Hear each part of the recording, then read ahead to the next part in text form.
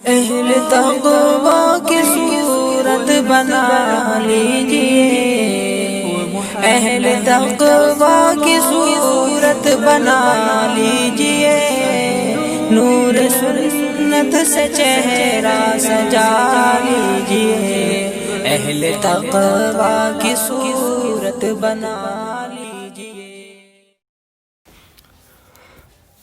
بعض عورتیں زچہ کو 3 مرتبہ نہلانا ضروری سمجھتی ہیں، چھٹی کے دن اور چھوٹا چلہ اور بڑا چلہ۔ شریعت سے تو صرف یہ حکم تھا کہ جب خون بند ہو جائے تو نہا لے، چاہے پورے 40 دن پر خون بند ہو جائے، چاہے 2-4 دن میں ہی بند ہو جائے، اور یہاں یہ تینوں غسل واجب سمجھے جاتے ہیں۔ اب آپ ہی فیصلہ کیجئے کہ شریعت کا مقابلہ ہوا یا نہیں۔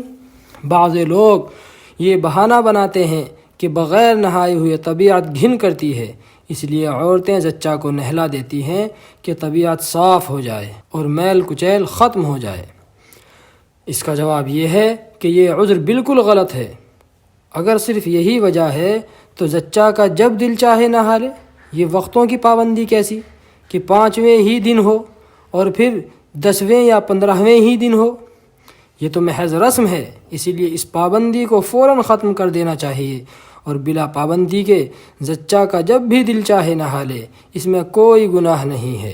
ایک دستور یہ بھی ہے کہ عورت کے پاک ہونے تک یا کم از کم چھٹی نہانے تک زچہ کے شوہر کو اس کے پاس نہیں آنے دیتے، بلکہ اس کو عورتیں عیب اور نہایت برا سمجھتی ہیں۔ اس پابندی کی وجہ سے بعض وقت بہت پریشانی ہوتی ہے کہ کیسی ہی ضرورت ہو مگر کیا مجال جو وہاں تک شوہر کی رسائی ہو جائے۔ آپ ہی بتائیے یہ کون سی عقل کی بات ہے؟ بعض دفعہ کوئی ضروری بات کہنے کی ہوتی ہے، وہ بات کسی سے کہنے کے قابل نہیں ہوتی، یا کوئی کام بھی نہ ہو تب بھی شاید اس کا دل اپنے بچے کو دیکھنے کے لیے چاہتا ہو۔ عجیب بات ہے کہ بچہ کو ساری دنیا دیکھیں مگر باپ نہ دیکھنے پائے۔ کیا ہی لغو اور بیکار یہ حرکت ہے۔ سچ فرمایا ہے حضرت تھانوی نے کہ اچھے صاحبزادے تشریف لائے کہ میاں بیوی میں جدائی پڑ گئی۔